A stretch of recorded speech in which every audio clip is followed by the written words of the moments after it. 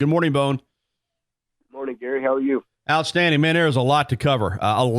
So let's jump right in. Let's start with what happened over the weekend with Alabama flipping not one but two big time defensive backs from other prominent programs. Let's start with the first one to flip, Dax Hill out of Booker T. Washington and Tulsa, a Michigan commit, which kind of surprised some of us when he committed to Michigan in the first place over Alabama, but clearly his heart was never in Ann Arbor. And I know you and others expected that he might flip, but he just kind of announced it on Twitter, and it was done like that. He shut down his recruitment. I know he's highly, highly rated, highly thought of, NFL potential. Talk to us about Dax Hill, his decision to flip, what went into it, and his impact on the Alabama recruiting class. Yeah, it's a big commitment there. Dax Hill, top safety in the country out of Oklahoma, who he visited Tuscaloosa back during the summer, and I thought with his first official visit being to Alabama, it's going to be a little tough because he still had some other visits to take, and you know how that usually goes, and because he wasn't expected to make it back to Tuscaloosa before he made his decision, and he committed to Michigan, and we kind of knew for a while that Alabama was still talking to him, still in communication, still trying to recruit him, and see if there was any interest, and then. I always tell people on our site, you got to kind of wait and let the season go and see how it plays along. And then once the season ends, you never know what may happen. And, we kind of saw Michigan just get absolutely blown out by Ohio State. Then all these rumors start coming out about Harbaugh possibly leaving and going back to the NFL. And, I don't know if that had much of an effect on him, but, he did remain in communication with Alabama. Alabama continues to, make it to the college football playoff every single year, and continues to develop, elite defensive backs every single year. So I think a lot of those things, kind of played into it, and obviously, big commitment there. And I think a lot of people were surprised. I mean, I wouldn't say I was completely shocked because I knew Alabama was still in communication, but I will have to admit that I was a little surprised when I pulled up Twitter and had gotten a tweet saying that he had flipped to Alabama on Saturday night. And luckily I pulled up my Twitter about 30 seconds after he had posted it on his Twitter, so we were able to get that out there pretty quick. But obviously, big celebration for Alabama. Now, as of right now, he plans on waiting until February to sign, but I think Alabama's really pushing him to, go ahead and sign, and they'll probably find out within the next couple of days if he's, going to go ahead and sign early. Yeah, I have no doubt they'll push for that, and it'd be good to get him on board in December and not have to sweat that thing out until February. All right, let me ask you this about Hill, because I'm not really an evaluator. I think I know a good player when I see one, and he's certainly a good player, but Deontay Thompson possibly could leave early. He's a first-team All-American. Is there a chance for Hill? I have no doubt that he'll play as a freshman. Do you think there's a chance maybe to have a Minka Fitzpatrick-type impact, maybe start as a true freshman at safety for Alabama? Yeah, I think he's going to come in and really push some of these guys. Alabama's got some great young defensive backs on the team, and they recruited really well in the 2018 recruiting class. But Dax is a special talent, and the only thing that I always hold up on is he's not enrolling until the summer. So if he was getting there in January, I'd probably go ahead and say, yeah, he's going to start next year. But with him getting a little bit of a late start. Now, we saw that this past year with Patrick Surtain coming in and making a big impact. He didn't enroll until the summer. So right. We can possibly see that with Dax Hill. But, I mean, he certainly has the talent to play early. Well, Carl Scott, the main recruiter on Dax Hill, and also the main recruiter on Jeffrey Carter, nicknamed Scooby. A&M commitment cornerback out of Texas, and it wasn't very long. I mean, it was right on the heels of the Hill announcement. Carter jumps on board with Alabama. You had told me that you thought that was always a possibility, but another big flip for the Tide and a big blow to the Aggies. Oh, yeah, for sure. And Jeffrey Carter's been a big-time player or prospect for Alabama for a very long time. They've pretty much had him as one of their top 2, top 3 overall defensive back targets for several months. Alabama thought they had him this summer. They thought he was going to commit, and then went back home to Texas and waited a little bit longer before he made a decision, and then all of a sudden committed to Texas A&M. So he made it back to Tuscaloosa in early November. I think it was for the Mississippi State game, and then came back for his official visit this past weekend. And he actually committed to Alabama early on Saturday morning, but wanted to wait until Saturday night to announce the commitment. Wanted to get some pictures, in the uniform, and then tweet something out. And so that's what he did on Saturday night. He plans on signing next week on December the 19th.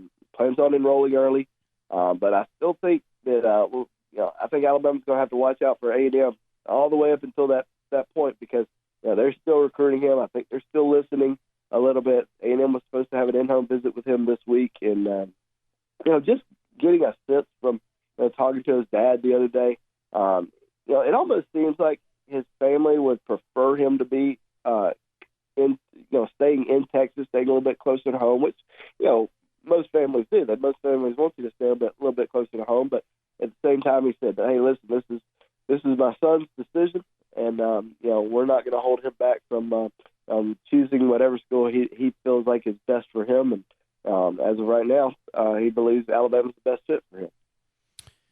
So 2 huge pickups for the Crimson Tide. It wasn't all positive news, though. One of the most discussed players in recruiting this year in the state of Alabama has been Clay Webb, the 5-star offensive lineman from Oxford High School. Center primarily in high school, wants to play, be given a shot to play either guard or tackle. We've discussed him every week, and you've always said, never know for sure with this kid. He doesn't say much. He's quiet. He's low-key. I talked to somebody on Sunday night that led me to believe strongly that it was going to be Alabama. So I was caught off guard, quite frankly, when he chose Georgia on Monday morning. But his relationship with Sam Pittman, the offensive line coach there, seems as strong as any relationship I've ever seen between a coach and a recruit. So Alabama loses Webb to Georgia. Your takeaways from that? What did you think was going to happen on Sunday? Were you surprised that he went with Georgia?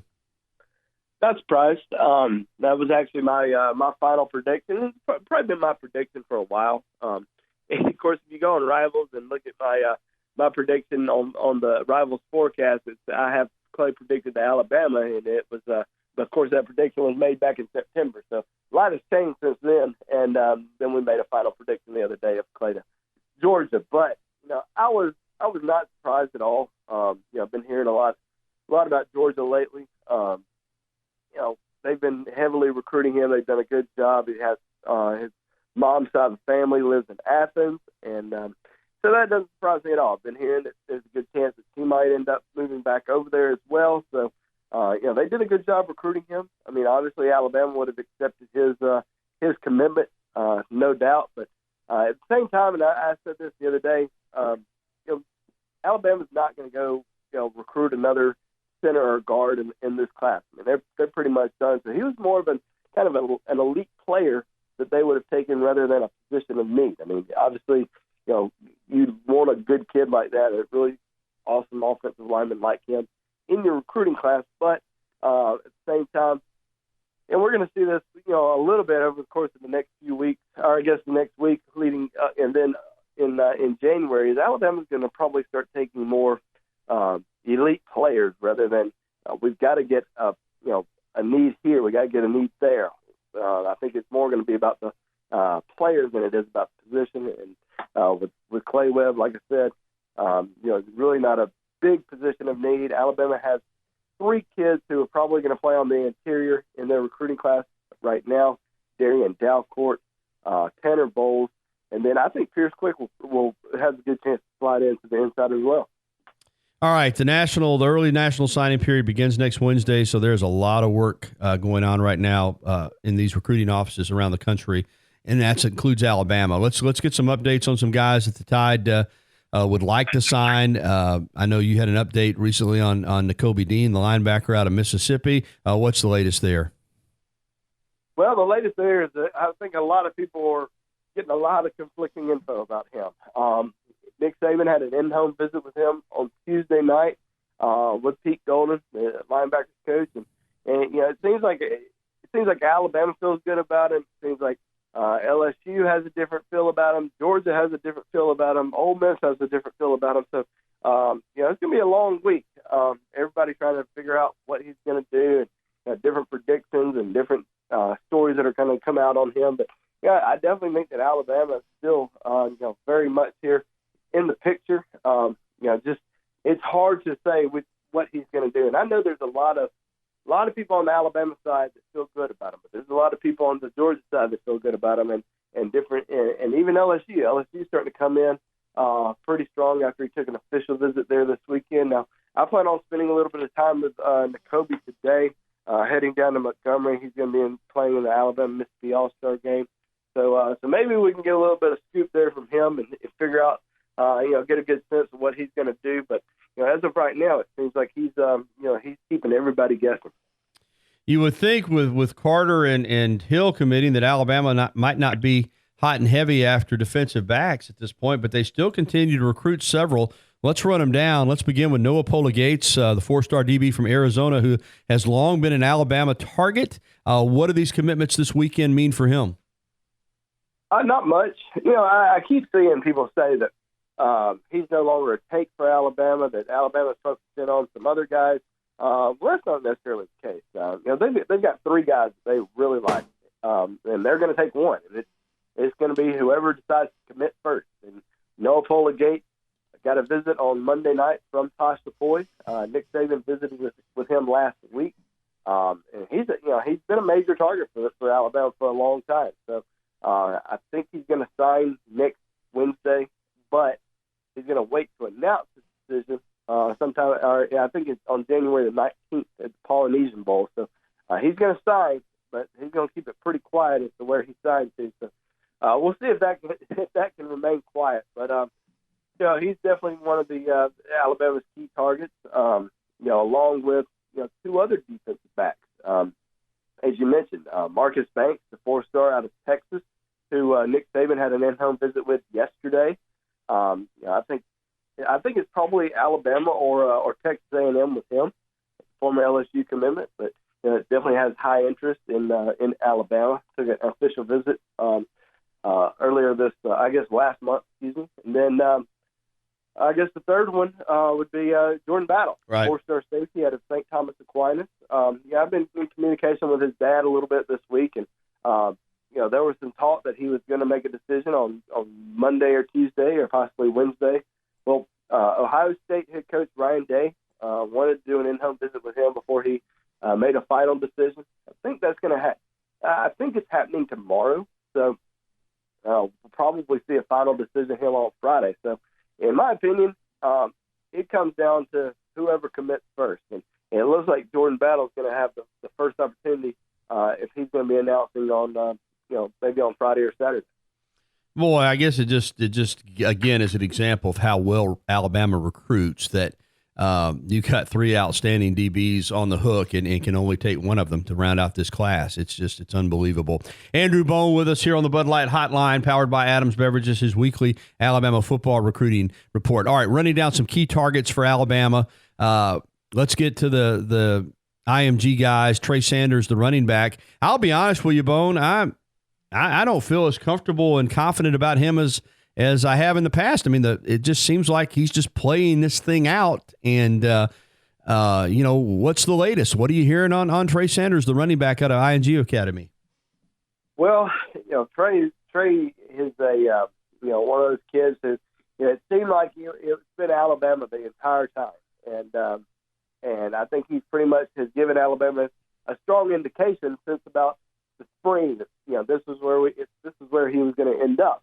But he did take an official visit to Georgia this past weekend, and there's a lot of talk right now coming out of Athens. They feel really good about Trey Sanders after this past weekend. Now, I always tell fans on Bama Insider, even when kids leave Tuscaloosa, I'm like, these kids are really high on these trips. I mean, they're coming off a really emotional high. It's one of the best visits they've ever been on in their entire life.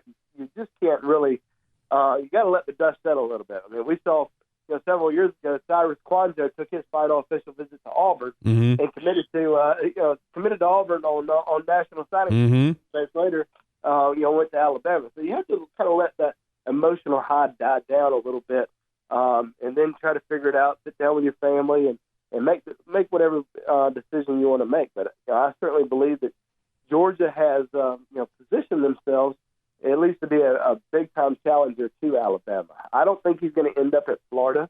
I don't see him ending up at Texas. So he's going to take an official visit to Florida this weekend, and his brother goes there. But I don't see him going there at all. I think it's Alabama or Georgia come next Wednesday. His teammate, the offensive tackle, Evan Neal. Alabama really wants this guy, according to everything I've read. Now, he won't decide until February, so it's one of those interesting deals where you got to wait it out with him. But you have said that you think Alabama's the leader for Evan Neal. You still feel that way? Well, actually, Neal's he's actually going to decide next week. He's going to announce on Wednesday. You may be thinking of Darnell Wright, who's going to be announcing. Okay, yeah, I might have got him confused. So yeah, Neal's going to do something. On Wednesday. My mistake. Yeah, so they're going to. So Neal and Trey Sanders are going to do something together. So yeah, I mean Alabama's, and I don't know if I said this earlier, but Nick Saban, Brent Key, the offensive line coach, Tosh LaPoy, all going in home today with Trey Sanders and Evan Neal. It's a big day for Alabama visiting with those guys. Evan Neal, really like Alabama's chances there. I think they've got a good chance to get him on board. I think they're in the driver's seat. He did take an official to Georgia this past weekend, and I know there was a little bit of chatter there, but I think that's kind of died down. And there's been some talk about Miami. Miami was kind of the early favorite for him, but I think as of right now, Alabama's I think they're comfortably in the driver's seat heading into this final week. Good deal there. All right, Kayvon Thibodeau, the edge pass rusher from California. For a while it looked like Oregon, but Alabama just keeps kind of trending here with this guy. We know Tosh LaPoy's had a lot of success recruiting on the West Coast. Is this a guy that you think winds up at Bama? Well, I've been kind of waiting on Tosh this year to make a big splash, a lot of noise, and I think it's going to happen this weekend with KT. I think that Alabama's got a great chance to land him. I'm currently projecting him to announce for Alabama on Saturday. I think it's been an Alabama-Oregon battle for the last few probably months. And he did visit Florida this past weekend, but I don't see him going to either one of the Florida schools. He's also visited Florida State.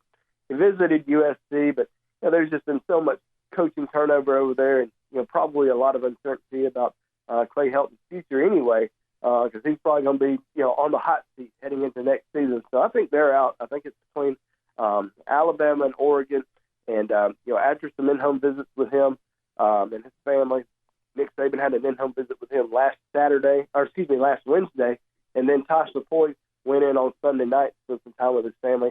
I think he ends up committing to Alabama on Saturday. Oh, wow. That would be a huge hit. Okay, for the Tide. All right, I've been holding on to this one because I hope you can bring a little clarity here with Ismail Sopsher, the big defensive tackle out of Louisiana. Alabama has been thought to be the leader. Obviously, LSU's doing everything they can. And now he releases a statement basically saying that you've got to take my brother if you want me. And the problem here is his brother, I think his name is Rodney, hasn't played football in a while, Bone, and there's some question of whether or not he's even capable of playing football at this level and if he's even capable of getting in school. And, what does that mean for his recruitment? Now, we know LSU will take probably the brother, the uncle, the aunt, the sister, whoever else they need to take to get this guy. I'm not sure Alabama can play that game. So what does this do in terms of his recruitment with him issuing a statement saying you've got to take my brother as well if you're going to get me? Well, I think at some point he's probably going to realize there's a very difficult chance for his brother to probably get in school because I believe he dropped out of junior college a few months ago, so he hadn't been in school, clearly hadn't been playing football.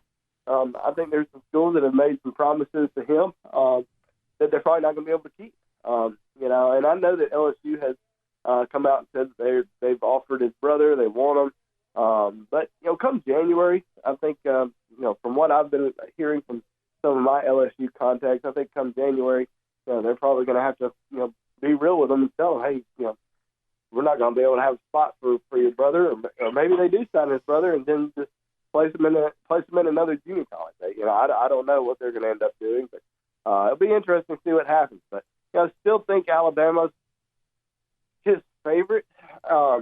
If he was just making a decision just on him alone, I think he'd commit to Alabama. But now throwing his brothers, in there, there's some schools that are, I think, coming in and trying to make some promises that, I think come January, early February, they're going to be like, we can't do this. Wrapping up with Andrew Bone from Rivals.com, BamaInsider.com. Just about out of time, Bone. We know last year Nick Saban was not pleased with how Alabama handled that first early signing period. And quite frankly, they were left holding the bag at the end in February with unused scholarships, which hardly ever happens at Alabama. Clearly this year that's been handled. How much of this class do you expect to be signed? How many scholarships do you think they'll keep available for February? It doesn't look like many. How many of will sign in this class on Wednesday, do you think? Yeah, it's not going to be many. There are a few kids who are currently committed to Alabama who do plan on waiting until February to sign, which, you never know what that may do. They may lose their spot, but we'll see what happens. I think we're going to see anywhere between, I would say, 18 to 22 guys. And Alabama's at 24 commitments right now, so I need to push that number up a little bit. We'll probably see, I would say, about 24 guys. Once Alabama gets some more commitments on board over the course of the next week, I think we'll probably see about 24 guys sign next week. All right, folks. The countdown to signing day is on. I'm still trying to wrap myself around this December signing period. I'm not a huge fan, but it'll happen next Wednesday. Andrew Bone will have the latest at BamaInsider.com. Of course, you can follow him on Twitter at Andrew J. Bone, on Facebook, and catch him here with me on the Jay Barker Show. And I know you're going to be busy in the next week, Bone. Appreciate the time, my friend.